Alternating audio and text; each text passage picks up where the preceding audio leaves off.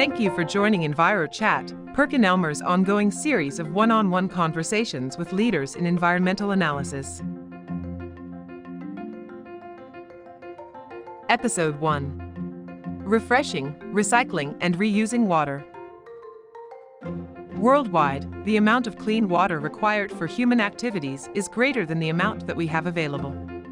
In fact, the United Nations estimates that more than 780 million people don't have safe drinking water. How did we find ourselves in a situation where we need more potable water than we have? Can we be more efficient, reusing and replenishing this critical resource? Joining us to discuss these challenges, as well as potential solutions, is Professor Peter Scales. Peter is Professor Emeritus of the University of Melbourne, where he has served as Director of Engagement in the School of Engineering and as Director of the Particulate Fluids Processing Centre.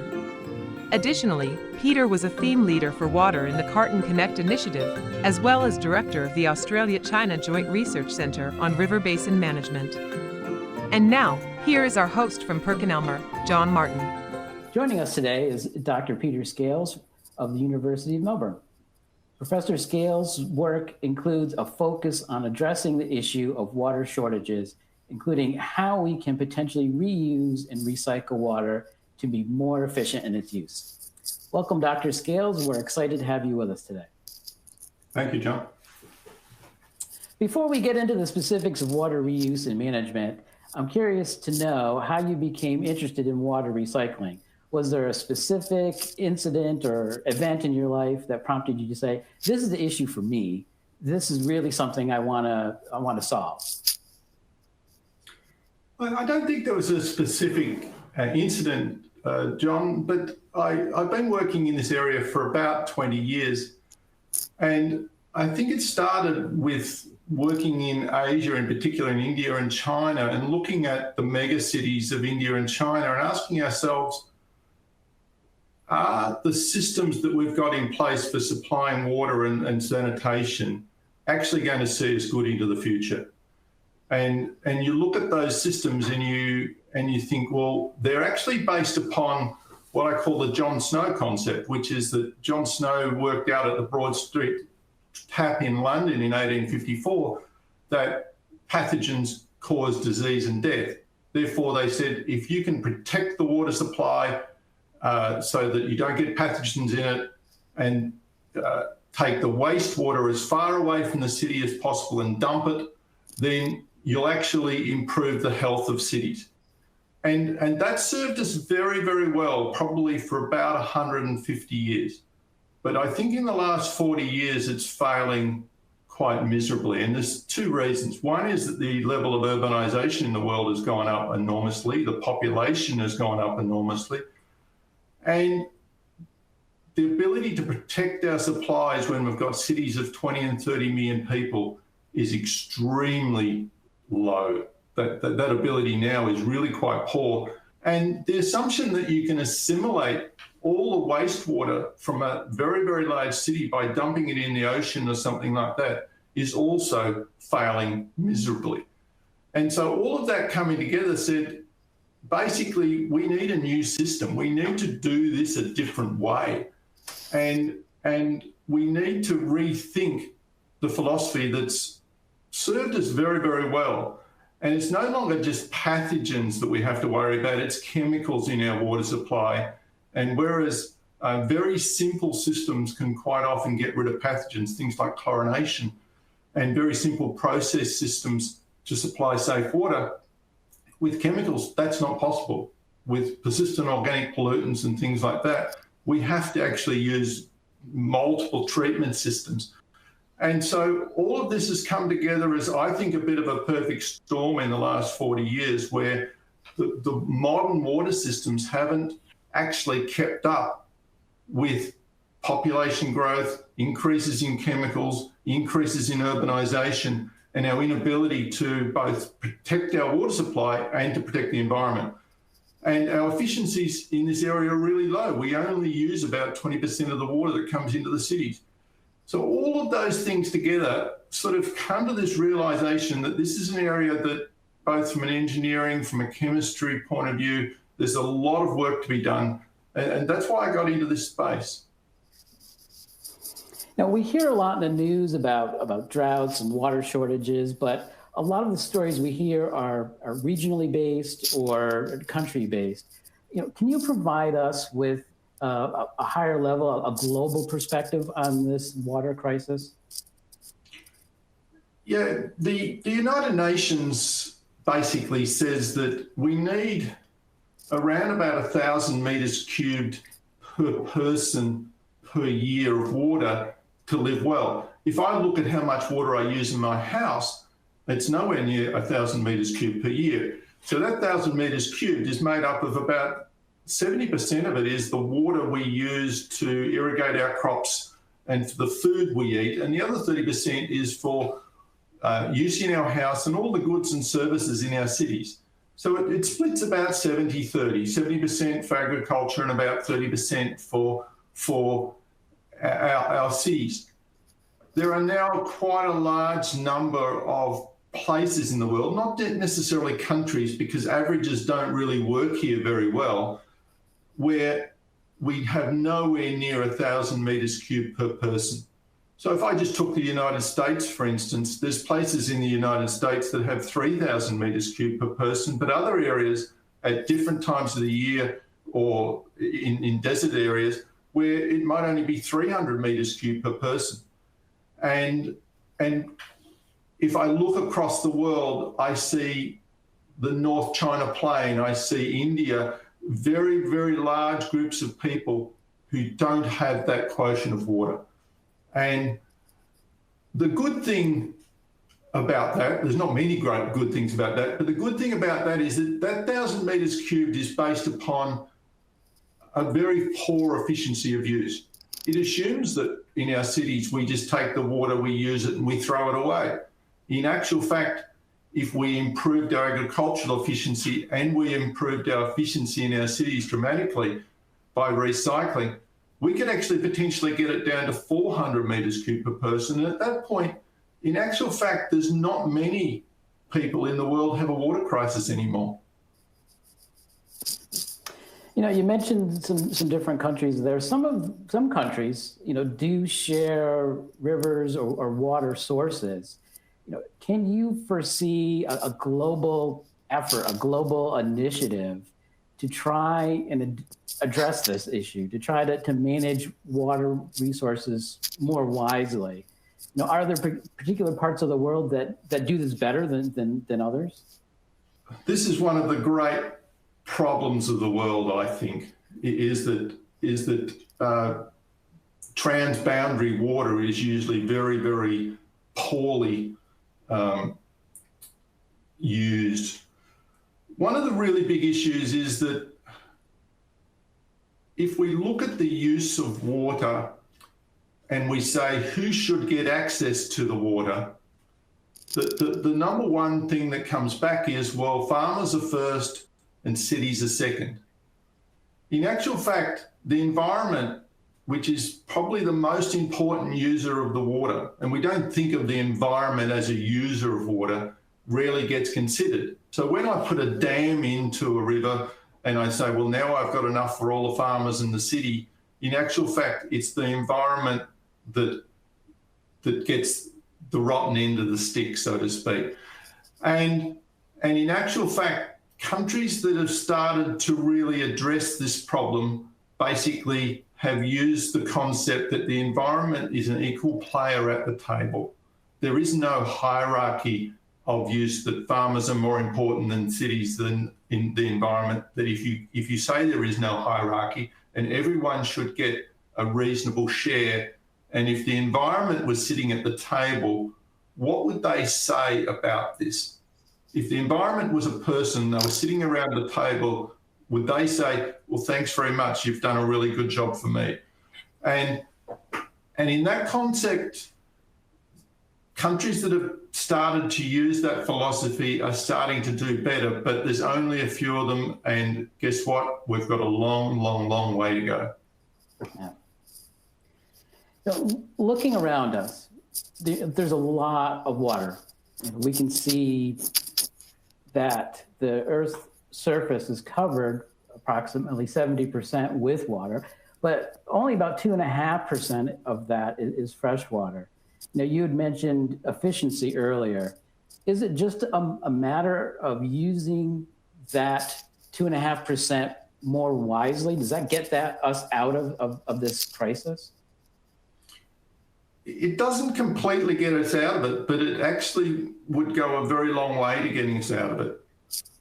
We currently use about 4 times more water than what we've got, temporarily at least anyway. And our efficiencies are typically around about 20%. If we could improve our efficiencies to 70 or 80%, we would almost get there. It is a bit of a vicious cycle, especially in our cities. We pollute our rivers and we then say that water is no longer easy to treat, therefore it's not water we can use for the city. We'll then go and pump an aquifer. The aquifer gets polluted and we start to have a vicious cycle. And in actual fact, in some of our cities of the world, we have an abundance of water, and yet we don't have safe water. And if you went to the water utilities, they'd say we've got a water crisis. And I think a lot of the water crisis is that we've polluted a lot of our surface waters of the world to the point where we have to use more complex treatments to clean them up. And there's this Jon Snow philosophy still running in the world that says, if I've got a protected supply, I don't have to treat it. I can just send it out to the people.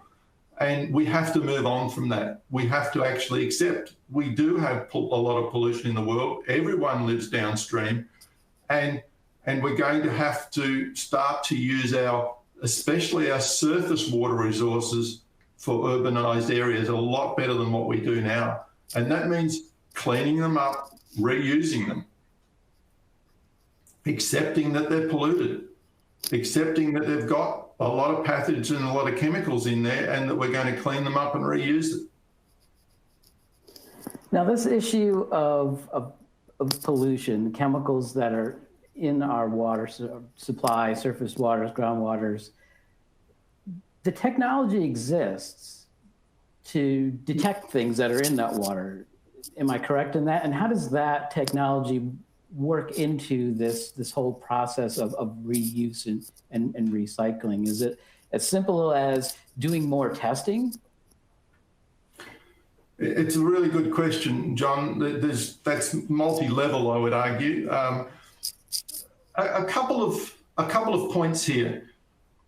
We've had the technology for probably 40 years to put together a set of barriers that can treat highly contaminated water with a whole range of chemicals and actually produce very pure and very safe water. So at one level, one could argue it's not a technology issue at all. However, there is a concept that water is cheap to treat, and therefore if we put multiple barriers in, it'll be more expensive and people won't be able to afford that. In actual fact, the cost of the infrastructure and the cost of the treatment systems in wastewater add up to a lot more than any of that. That's number one. Number two is that people still have an immense fear of what we would call the chemicals and the unknown side of water recycle. And so there's a social side to this that's just as important as the technical side. So there is a technical economic side, but there's also a social side that's very important. And the world has basically shown that if you actually go through the process of actually doing demonstrators and you demonstrate to people what is possible, then over a generation, people get to actually understand that in actual fact, this water is safe, it is good to drink, it is good to use. There is a piece that says, well, we don't want to send all of this water back to potable standard or into the potable supply. However, there's a mass balance problem in an engineering sense there. And it's a very simple one. And that is that about 60% of the water in our urbanized supply needs to be of potable standard. And if we've only got one supply line, so to speak, into every house, then then we can't have a recycle system that goes past about 40% if we don't put it back into the potable supply. So if we truly want to get to high efficiency, we do have to recycle the potable. We do have to understand what the chemicals are in the system. We do have to understand what the toxicity of those systems are. We have to have measures of analytics and toxicity in those water supplies that are both meet regulatory requirements, but also satisfy the people that the water is safe and clean. And they may be two different things. What we have to say to the regulator in terms of which chemicals we've taken out specifically versus what we would say to the community about what the safety of this water is may require different measures or different ways of reporting, etc. And all of that together says that it is a technical problem, but not in the treatment sense. It's a technical problem in how we analyse for all of these things, how we report them, and how we bring the community along with the concept that we have to be a lot more efficient with water. Now, water is obviously used for a great many things besides just human consumption. There's agriculture, there's manufacturing, and so on. Now, how are these water shortages affecting those industries? Are they taking any steps to reduce their consumption and to be more efficient? And how do they fit into this whole puzzle? Because they are another piece to this, are they not? Yeah, I think there's probably about a third of all our water used in cities, on average, is used by industry. Sometimes around 40%.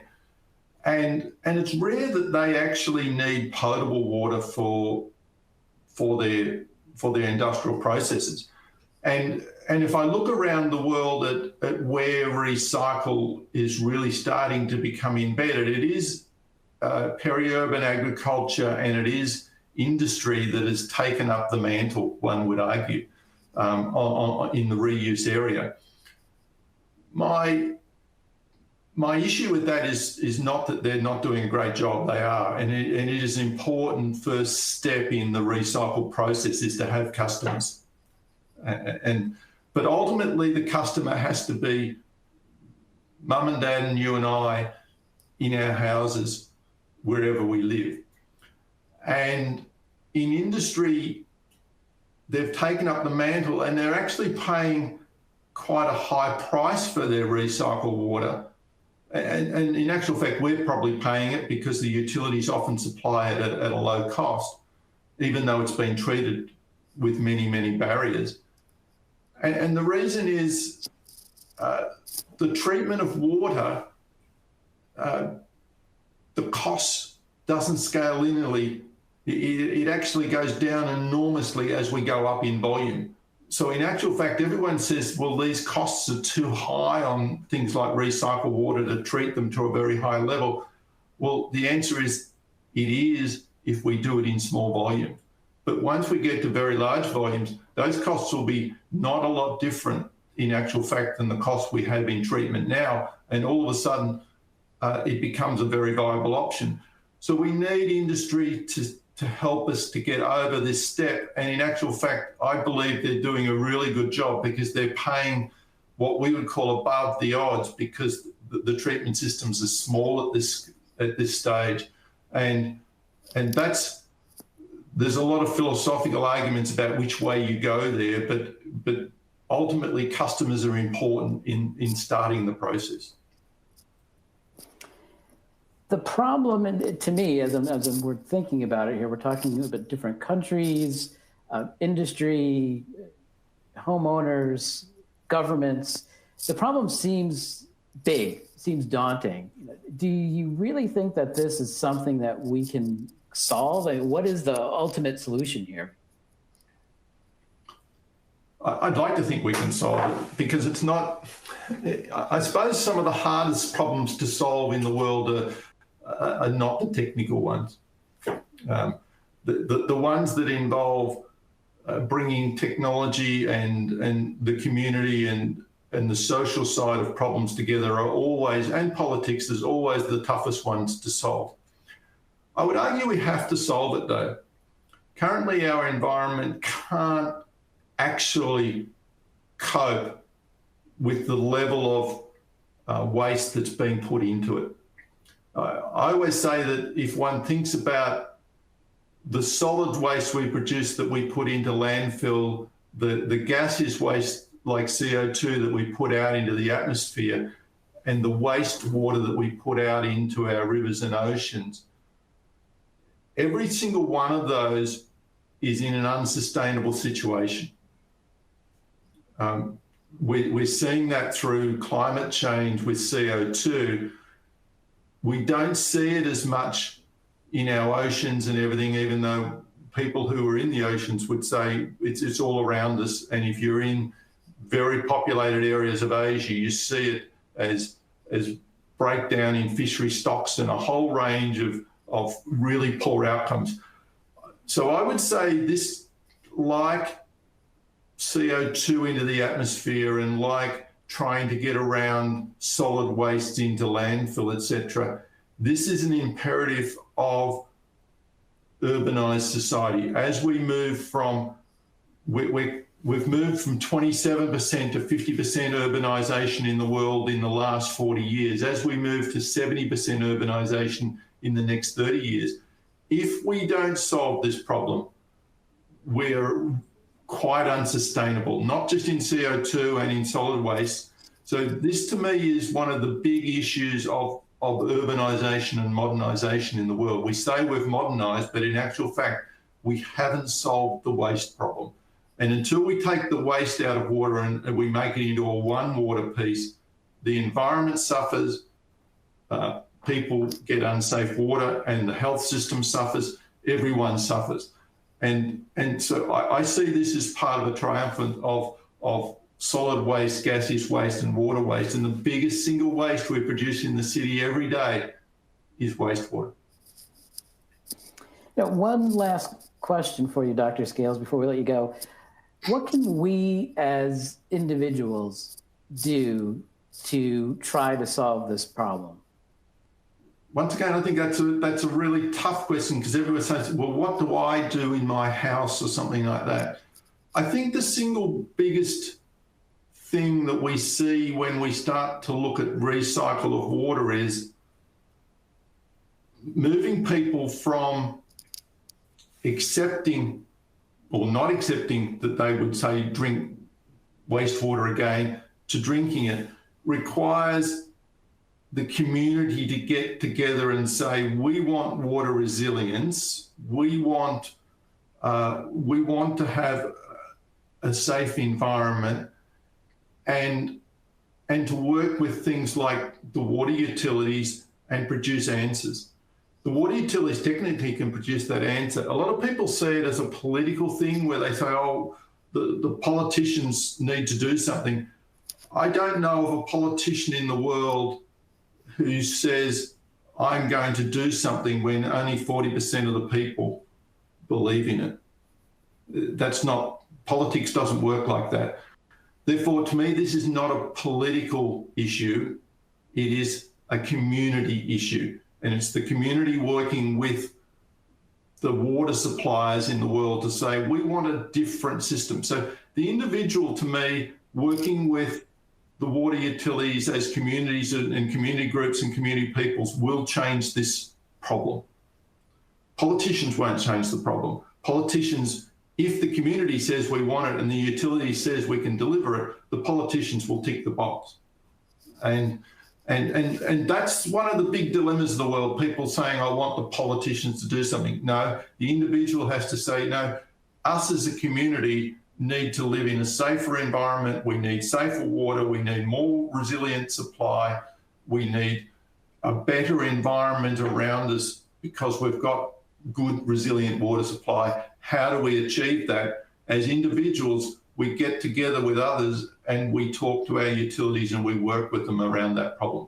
And that's what I see the role of the individual is in a funny way, not to be individual. It's to actually work in the community. Great. Well, thank you so much, Professor Scales, for joining us today. I really enjoyed talking to you. Thanks for taking time out of your busy schedule. Thanks, guys. And to learn more about Professor Scales and his work, you can visit the University of Melbourne website at www.unimelb.edu.au. And thank you for joining us as well. We look forward to seeing you again on the next edition of Envirochat.